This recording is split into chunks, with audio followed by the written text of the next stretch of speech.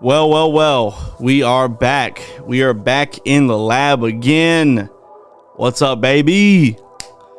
Hey, welcome to the Dead Inside Pack. I can't even talk. It's been so long. It's been so long. Welcome to the Dead Inside podcast. I am your host, TJ Wallace, and I got my boy Vic on the ones and twos in the background. Shout out to him for producing and just making this happen. Man, it's been a little bit. Obviously, if you've been following along, then you know, man, we try to get guests in and we try to have really meaningful and vulnerable conversations. If you have missed episodes, go back and watch them.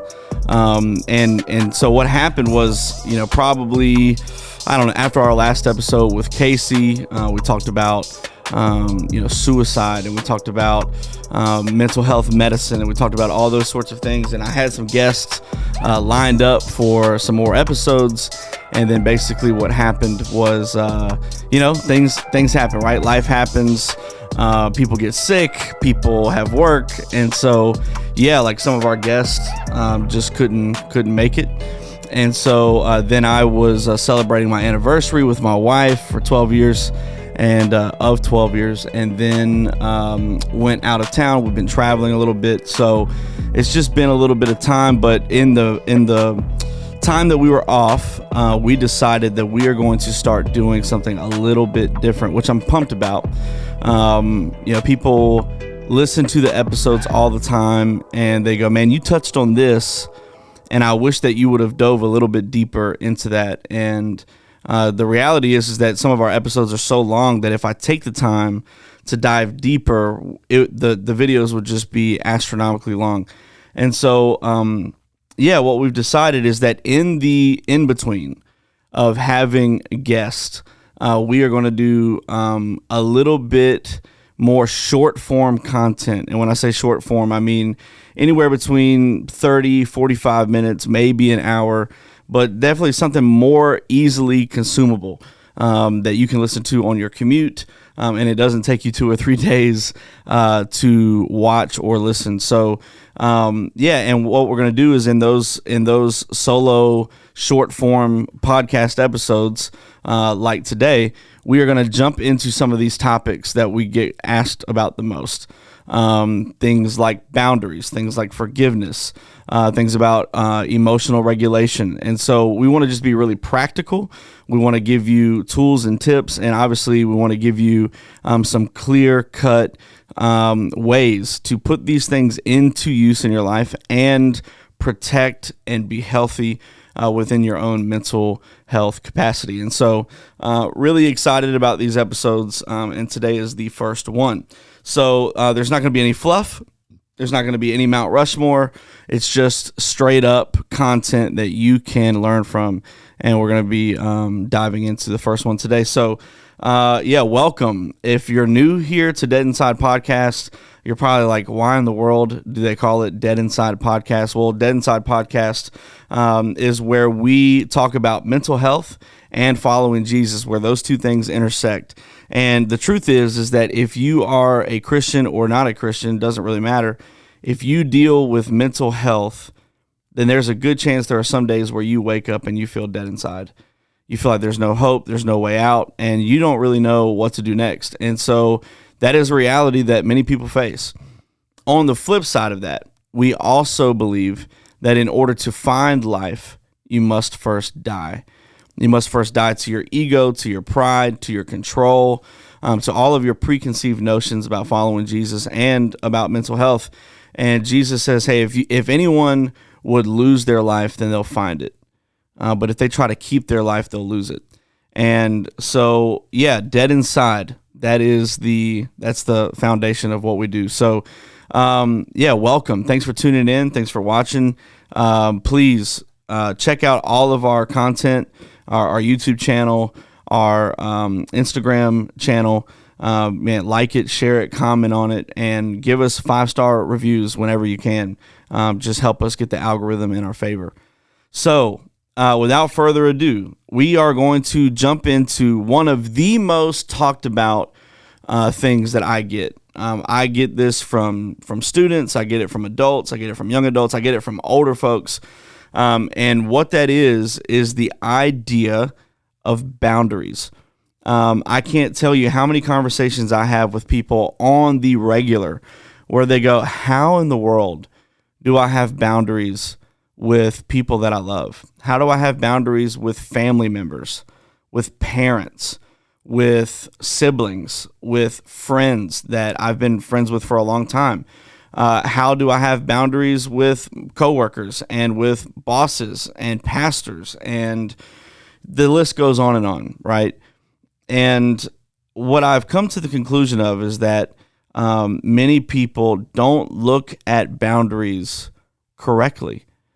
They look at boundaries as if they are a bad thing. And boundaries are not a bad thing. Boundaries are healthy. And the truth is that you cannot be a healthy person if you don't have healthy boundaries. And so we're going to dive into the practical side of what that looks like. How do boundaries form? How are they built? How do they operate? How do we keep them? In what ways do we express them? What are the dangers of boundaries, or maybe why sometimes they don't seem to work?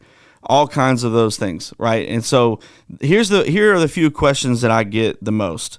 Can I set limits? Can I set boundaries and still be a loving person? How do I answer someone who always wants my time, or they always want my energy, or they always want my money? Why do I feel guilty when I consider setting boundaries? And so what I want to do is I want to give you some practical, biblically based answers to those questions and other tougher questions, and show you how to set healthy boundaries in your life with other people. And it's going to be really helpful. I believe that. So let me just start off by saying this. Number one, boundaries are personal property lines that define who you are and who you are not. And those boundaries influence all areas of your life, right? Physical boundaries help you determine who may touch you and under what circumstances. Mental boundaries gives you the freedom to have your own thoughts and your own opinions and your own emotional well-being. And then emotional boundaries help you deal with your own emotions and disengage from the harmful, manipulative emotions of others. And then spiritual boundaries help you distinguish God's will from your own. It's a very complex topic, and we may not ever even cover everything in this one episode. I might have to do a follow-up just because I want to keep my promise and keep it short. But I may end up diving into part 2 of this in the coming weeks, and it may be an ongoing conversation, but it's going to be really, really good.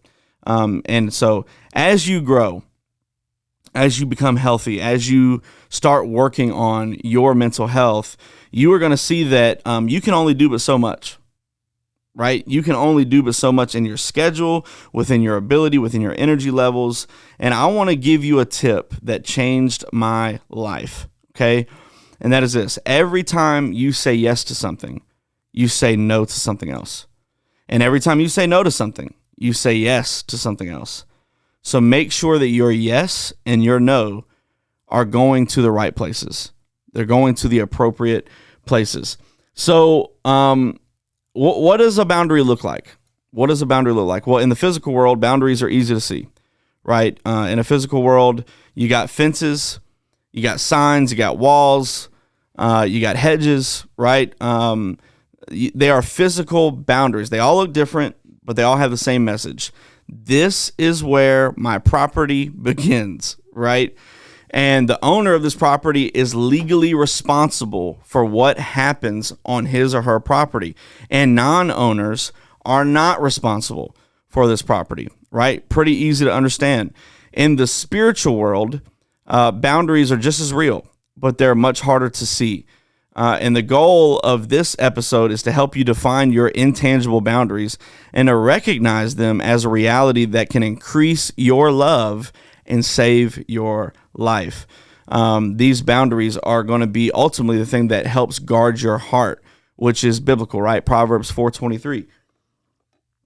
And so let's start talking about that, right? So boundaries define what is me and what is not me, right? A boundary shows where I end and where someone else begins, leading me to a sense of ownership of my own self, right? We've talked about this in past episodes about how you are not responsible for other people. You're not responsible for their emotions. You're not responsible for their actions, for their words, for how they respond to things. And that is one of the keys to understanding boundaries. I have to know what I own and what I take responsibility for, and that gives me freedom, right? And if I can know where my yard ends and begins, then I also know where other people's yards ends and begins, and that helps me know who can come in and out of my yard and where I don't have to go, right? Because it's outside of my responsibility. We are not, for example, responsible for other people's yards. I'm not going to go into somebody else's yard and cut their grass. I'm not going to go into their flower beds and pick their weeds, right? I'm responsible for my yard. So that is massively important, right? And so, let's dive a little bit more into this. Let's just first establish, number one, that boundaries are not our idea, right? Boundaries is not a humanistic thought that we created. Boundaries come from God. God created boundaries from the outset. From the very beginning, he created boundaries. They are the very nature of God. We see boundaries in creation. He says, water, you have to go here, and this is where you stop. In land, this is where you go, and this is where you stop. Birds, you can fly in the air, but you cannot go in the water. And fish, you can go in the water, but you cannot go in the air. And then when he creates Adam and Eve, right, he puts them in the garden. He says, hey, you can have whatever you want in this garden, but do not touch that one tree, right? And if you do, there will be consequences. That is a boundary. And here's what you need to know.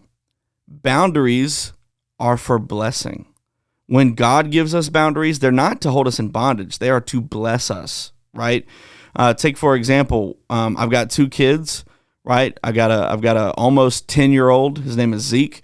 And then I've got a 4-year-old named Covey. And they're kids, right? And as their dad, I love them, right? And so when I tell my daughter, hey, when you're going to ride your scooter, you don't go in this road, because if you do, there are cars coming, right? And if you go on the road, you could get hit. You could get hurt. You could die.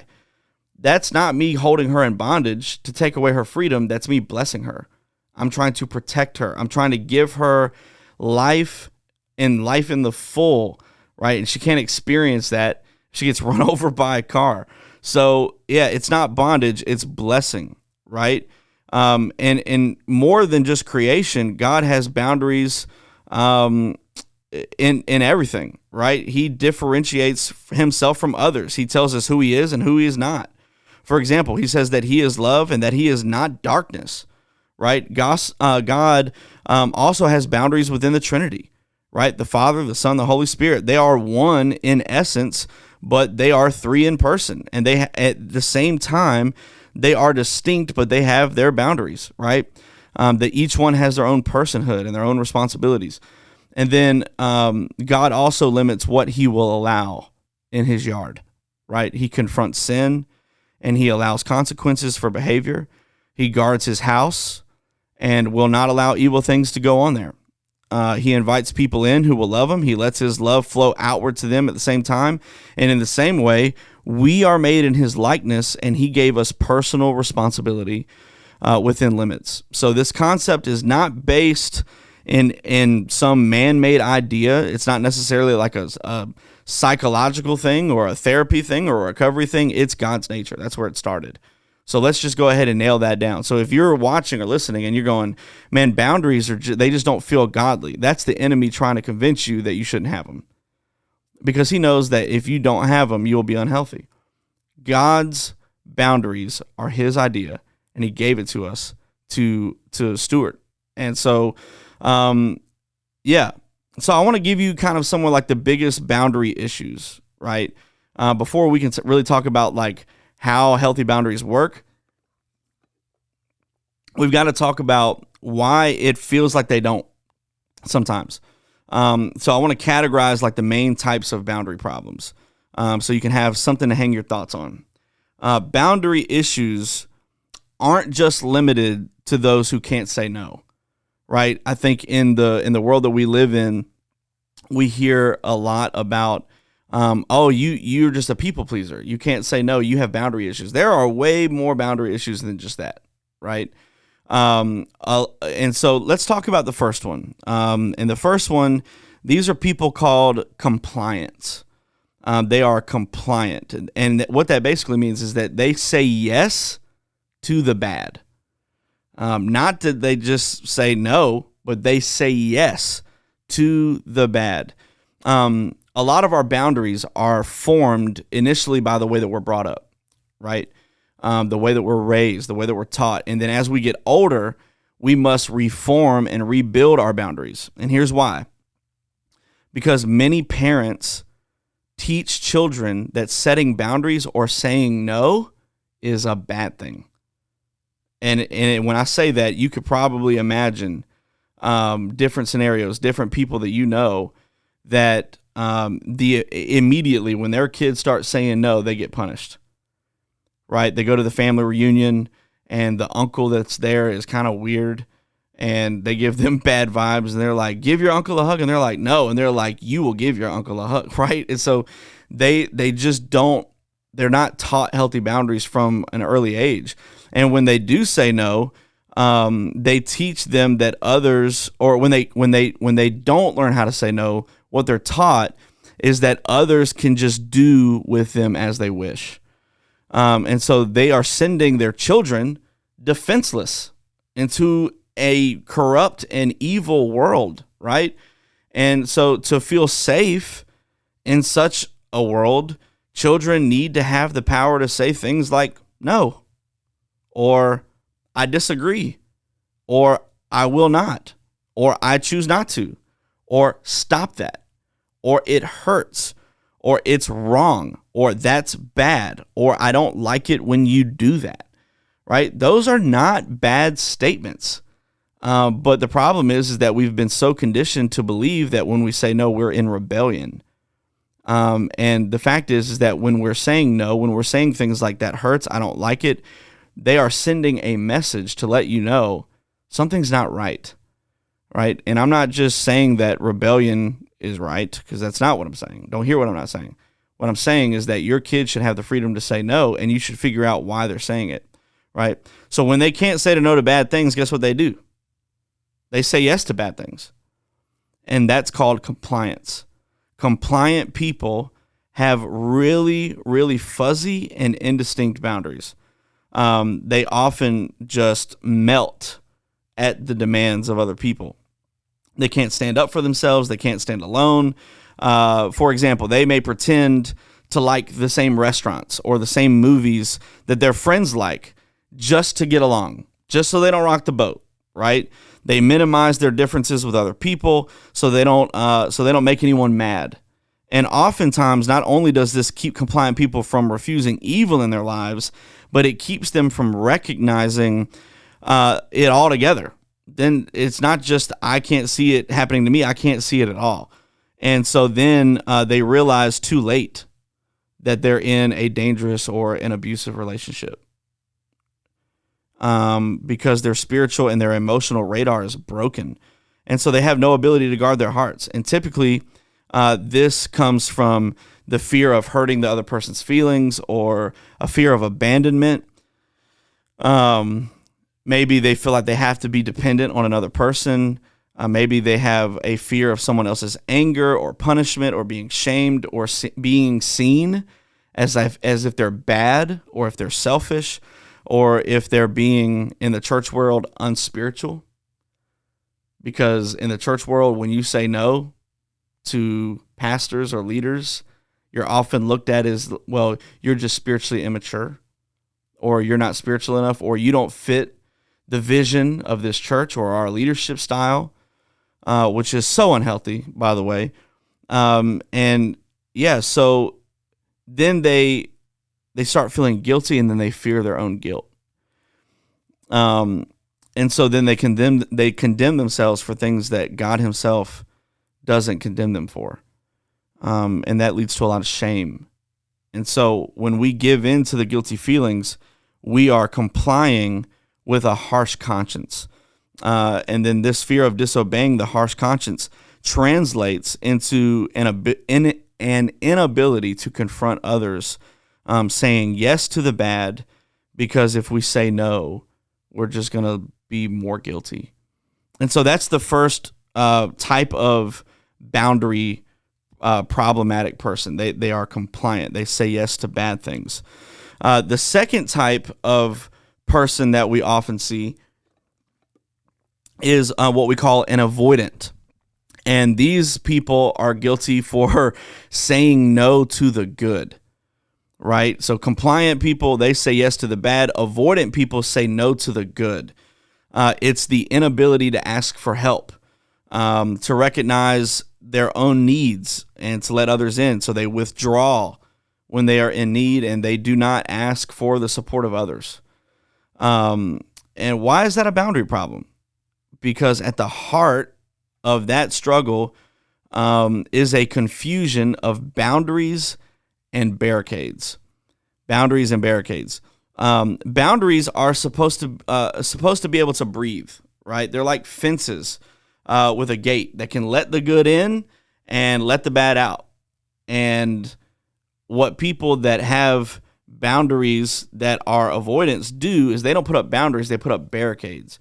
And barricades don't let anything in, and they don't let anything out. No one touches them, right? You ever met someone that's got like trust issues and they won't let people in? They have set up barricades around their heart.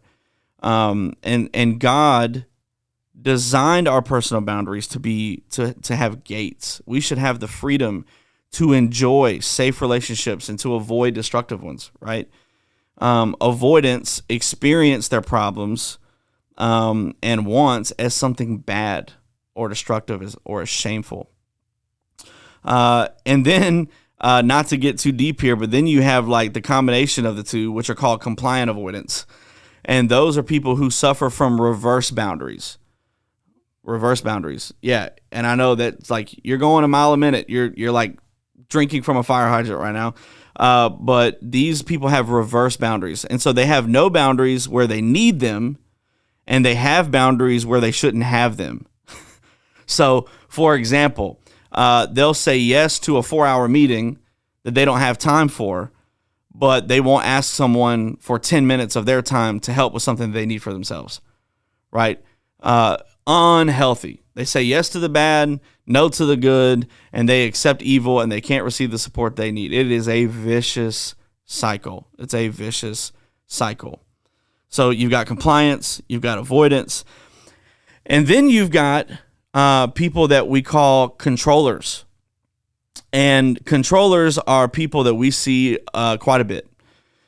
These are people that do not respect other people's boundaries. This is where I get most of the questions. TJ, how do I set boundaries with people who don't respect them? Right? Like how do I set boundaries with a parent? Right? And what I want to be clear here is I'm talking to adults. I'm talking to people who have their own autonomy. They don't live in their parents' home. They're not being financially supported by their parents. They're not living in their basement. They're not, relying on their parents to feed them meals. They are completely on their own, right? Because I believe that when you're in your home, obviously there are boundaries that you can set, and maybe we can talk about that on another episode because I get that question a lot. But, the Bible is clear. You got to honor your parents, right? And that doesn't mean that you have to put up with abuse. It doesn't mean you have to put up with toxicity.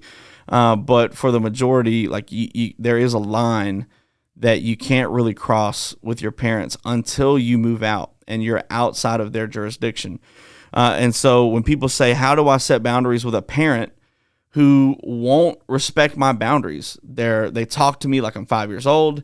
They don't respect how I parent. They don't respect how I manage my finances or my time. They always are consistently offering their opinions that I did not ask for. They're rude. They're mean. They tell me that I'm being, a bad person when I try to set boundaries. Yeah, I mean, that's hard, right? And I get that question quite a bit. And so controllers, right? Controllers have issues with hearing and accepting other boundaries. No, when you say no, it is simply a challenge for them to change the other person's mind, right? You ever met somebody, you're like, you tell them no, and then they go, I'm going to do everything I can to change your mind right now. And so they act aggressive, they act manipulative, right? And they are typically perceived as like bullies. And so the primary issue of individuals who can't hear no, which is different from not being able to say no, is that they tend to project responsibility for their lives onto other people. They use various means of control to motivate others to carry the load intended by God to be theirs alone. And so how do they do that? They use aggressive, there's two different types of controllers. You got aggressive controllers. These are the people who just clearly don't listen to boundaries. They run over other people's fences like a tank. They can be verbally abusive, sometimes physically abusive, but most of the time they just aren't even aware that others have boundaries. It's as if they live in a world of yes. They just need everyone to say yes all the time. There's no place for someone's no. And in Scripture, we see a prime example of an aggressive controller. We see Peter, right? When Jesus is given the plan to the disciples, he's like, hey, look, I'm going to be captured. They're going to kill me. But don't worry, right? And then Peter steps in and he's like, absolutely not. They are not taking you. You're not going to go. You're going to stay here with us. And Jesus goes, hey, man, get behind me, Satan. You're not going to step in between my purpose. I have to do this. He loved Peter, right? He did. And that's the thing you need to know. Like boundaries, you can have boundaries with people you love, like truly love, right? And that love you. But it doesn't mean that you're a bad person. Jesus immediately confronted Peter's violation of his boundaries. Yeah. And then you have manipulative controllers. And these people are less honest than aggressive controllers. They try to persuade people out of their boundaries. They talk others into yes. They indirectly manipulate circumstances to get their way. They seduce others into carrying their burdens. They use guilt trips, right? I'm sure that you know plenty of people that do this. They use guilt trips. And man, like you kind of look in Genesis, you see people like Jacob, right, who manipulated his brother Esau, manipulated his dad Isaac. He deceived to get the birthright. He deceived to get the blessing. And the event that helped Jacob work out his manipulative ways was his confrontation with God when he wrestled with God. He wrestled with him all night long, and then he dislocated his hip. And Jacob changed. He became more honest. So only when the manipulator is confronted with their dishonesty can they take responsibility for it. Can they repent of it and accept their own limits and other people's limits. And believe it or not, compliant people and avoidant people can also be controllers, but they tend to be manipulative. When compliant avoidants need emotional support, for example, they might do a favor for somebody in hopes that that favor would be returned. It's not really a pure motive. They're just wanting to get something out of someone else, so they try to manipulate. And sometimes they just like wait around for years for that thing to be like reciprocated back to them. And that's not a picture of love, right? Caring for someone so that they'll care back for us is simply an indirect means of controlling someone else. It's manipulative. And so, yeah, you've got compliance, you got avoidance, you've got controllers, and then you've got non-responsives.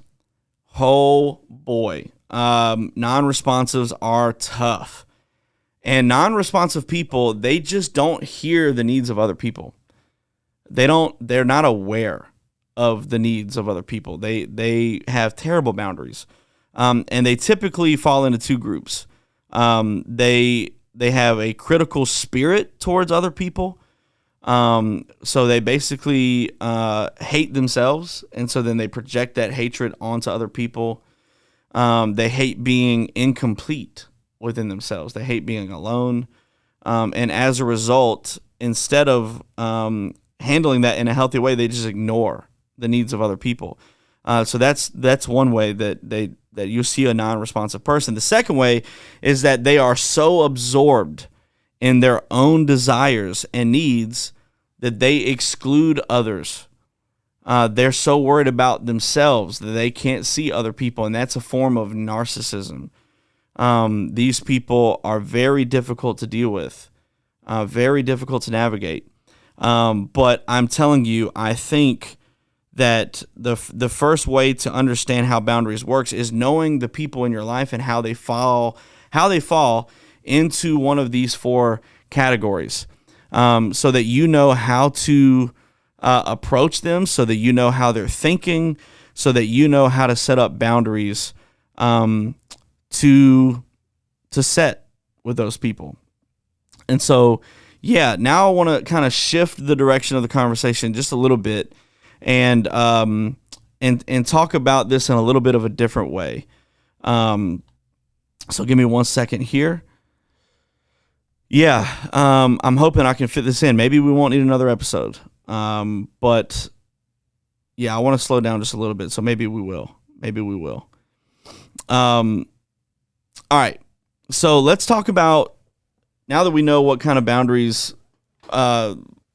problems that we're going to see with different people, let's talk about how boundaries are built. And so I don't want to take too long on this, but I want to make it clear so that you know how this all goes. Yeah. So the first foundation of boundary building is bonding. No matter how much you read or talk to yourself or study or practice, you cannot set boundaries or develop boundaries apart from supportive relationships with God and with other people. You just can't do it. We are built for relationship, right? We don't live life in a vacuum. We are relational beings, because God is relational, and that's how He created us. And so when this foundation is cracked, when we don't know how to bond, boundaries become impossible to develop. Because when we lack relationship, then we have nowhere to go in conflict, right? And that is key to boundaries, is conflict. When we are not secure that we are loved, when we are forced to choose between two pretty bad options, and those bad options are, we either set limits and risk losing a relationship, right? Which is when we are afraid of people's rejection, and we're afraid of being alone, so we compromise in relationships to feel secure, right?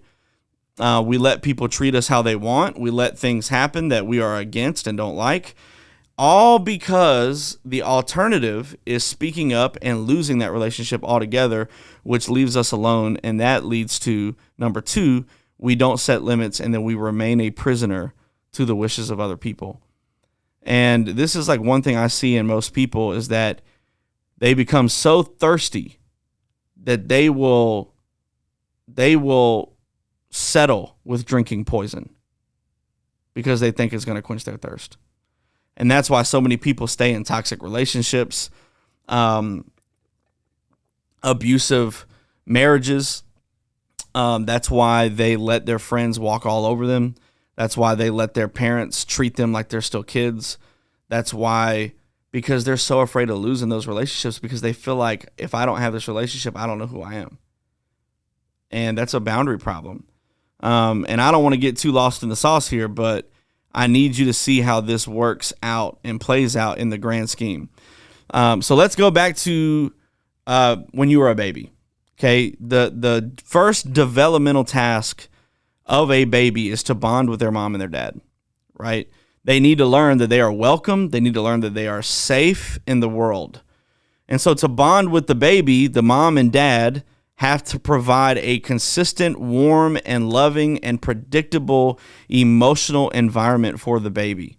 And during this time, the mom's job is to woo the child into entering in a relationship with the world via attachment with her. Bonding takes place when the mother responds to the needs of the child, the needs for closeness, the needs of being held, for food, for changing, right? And as the baby experiences needs and the mom meets those needs, then he or she begins to internalize an emotional picture of a loving, constant mother or parent. And at this stage, babies are not aware. They have no sense of being apart from the mom.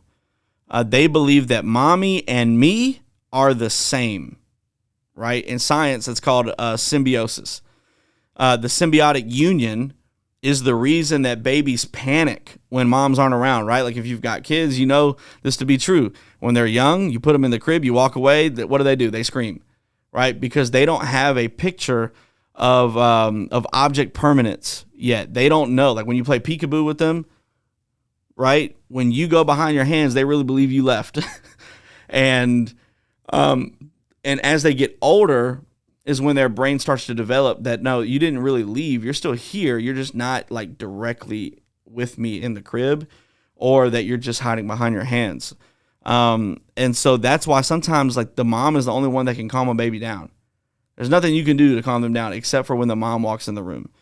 The emotional picture here developed by babies, it forms in thousands of experiences of need in the first few months that they're alive. And the ultimate goal of moms being there, again, is that state called emotional object constancy, which is when they develop the sense of knowing that even when mom isn't there, they are still safe and they're still welcome. They're still secure. It's been built in. And that is God's design. So bonding is the first step of boundary building in the natural, like how we do that as kids. And then the next step of the foundation is separation, which is the construction of their soul. This is when the mom starts saying things like, "What happened to my baby?" Right? What happened to them? They were just a baby. I remember that when they were born, and now they're independent and they don't want me to hold them, and they want to feed themselves and they want to play by themselves. That is typically around the stage of like 3 years old, right? Maybe even a little bit earlier than that. But they want to do everything on their own, right? Miss Independent. And as they kind of understand that they're safe and they're secure, a second need arises, and that need is independence. This is when the baby realizes, yo, mommy and me aren't the same. I thought that we were, but now that I'm getting older and I feel safe and I feel secure, now I understand we're not the same. We are not the same person. I can't just be attached to her hip all the time. Now I'm having a me experience, right? And what does a boundary do? Boundaries let you know what is you and what is not, where you begin, where you end. And so you got to determine who you are not before you can discover who you are, right? I'm reminded in scripture when like Mary and Joseph, they leave Jerusalem and they came back to Jesus teaching in the temples, and they're like, yo, what are you doing? And Jesus says, why are you searching for me? Didn't you know I had to be in my Father's house? It was like he had that moment of independence. Like, yo, like I came here with a mission. Like I'm independent. I'm not attached to your hip.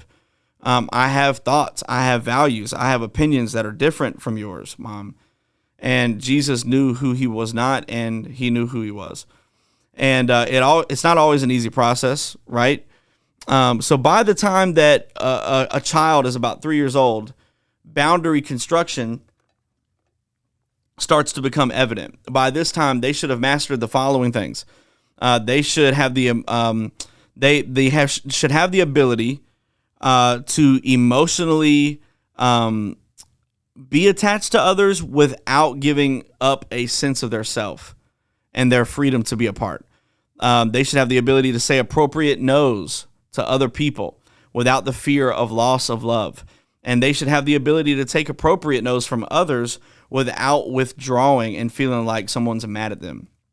And then there are two additional periods of life that focus on boundaries. The first one is adolescence, which involves more mature issues, right? Such as like sexuality, such as gender identity, competition, and then there's the adult identity, right?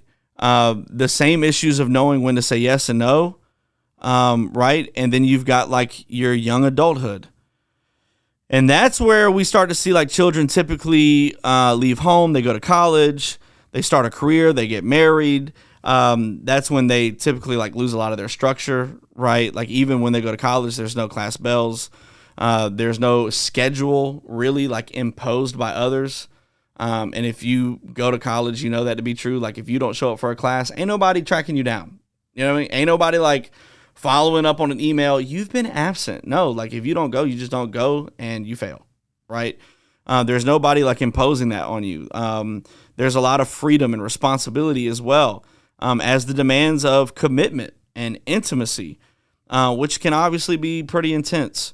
And that's a really good time to start learning even more about setting good boundaries. And the earlier that you learn boundaries, the less turmoil that you're going to experience in life. So all of this is supposed to happen, right? All of this is supposed to happen. Then why do so many people struggle with boundaries, right? Why do they struggle with boundaries? Because it's not always how it's supposed to be, right?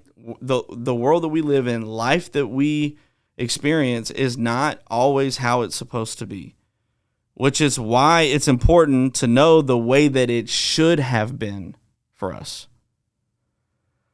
Because if you can figure that out, then you can lead and live a healthy life.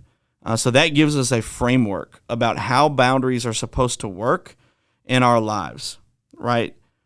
And if I could take a poll right now, which I can't, but if I could take a poll to the audience, to the listeners, to the watchers, and ask you how many of you guys have ever been taught this in your life, by a show of hands, hardly any of you would raise your hand, right?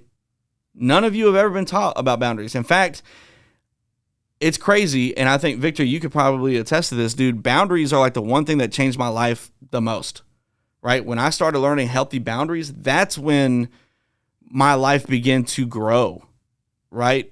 But why? How come I didn't hear about boundaries until I was in my my late 20s? Why was I never taught boundaries, right? Why was I never exposed to this idea of this is how we're supposed to live? That's exactly my point.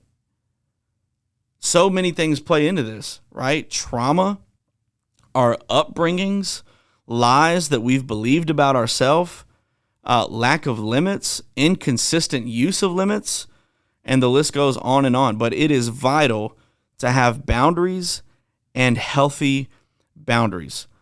And so now that I've given you that framework, here's what I want to do. I don't want to go too far into this. What I want to do is I want to kind of start bringing the episode to a close here. And so I told the truth at the beginning of the episode. I lied in the middle of it when I told you we could probably fit this all into one. We can't. So what I want to do is I want to start kind of landing the plane here, and I want to give you some time to kind of process. I want to give you some time to process this information about the different people that maybe you'll experience in your life that have boundary issues, and also why boundaries should exist and why they should be a natural framework for how we live. So I want you to consider all of that. And I want you to start thinking about people in your life that you can identify that with. Maybe even in yourself, you can identify, this is a boundary problem for me. This is how I operate. I'm compliant. I'm an avoidant. I'm a controller. I am a non-responsive. Maybe that'll help you. And if it does, man, praise God, because that's really, really helpful in being self-aware and learning. So I want to kind of bring this to a close. I want to pray for us. And then here's what I'm going to do. I am going to release, when this episode is released, okay, 3 days later, the second part of this is going to be released. So you don't have to wait too long, but take 3 days, listen to the content, download it in your brain, consider it, contemplate it, do some work inside of yourself, figure out all of this information that you just were given. And then in 3 days from now, okay, so today is May the 3rd, Friday, May the 3rd, okay? This episode will release either today or tomorrow, depending on YouTube, because YouTube's weird sometimes. Spotify and Apple, it'll be up today. But in 3 days from now, we'll release the next episode. And the next episode is going to be about the laws of boundaries. And that's when we're going to start diving into what they look like, who they apply to, how to hold them, and how to set them, and be confident that you are doing the most godly, loving thing, not just only for other people, but for yourself. So let me pray for you.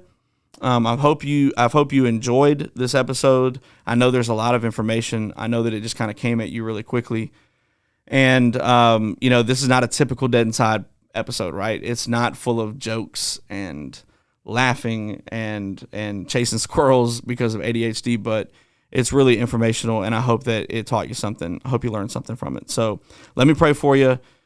Jesus, thank you for these people that are watching and listening. You got to pray that as we talk about boundaries, we understand and realize, Lord, that you are the one that put boundaries into motion. You have given us boundaries to protect and to bless us, and to also allow us to understand what we are responsible for and what we're not.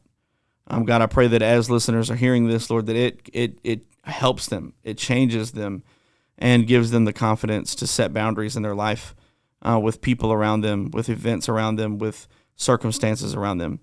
God, bless our listeners. Bring them back for the next episode. Thank you for what you're doing inside of the Dead Inside community, how you're helping people break through these hard subjects surrounding mental health, emotional intelligence, and following Jesus. God, have your way in this podcast episode, have your way in the next one, and for the ones that are to come. In Jesus' name, amen. Hey, love you guys. Thank you for tuning in today, wherever you are. Again, like, subscribe, share, give us 5-star reviews. Let everybody know, man, this is where you can find some really helpful stuff. Keep dying to yourself. Stay dead inside, but know that there's life for you as well. Love you. Have a good one. We'll see you on the next one. Peace.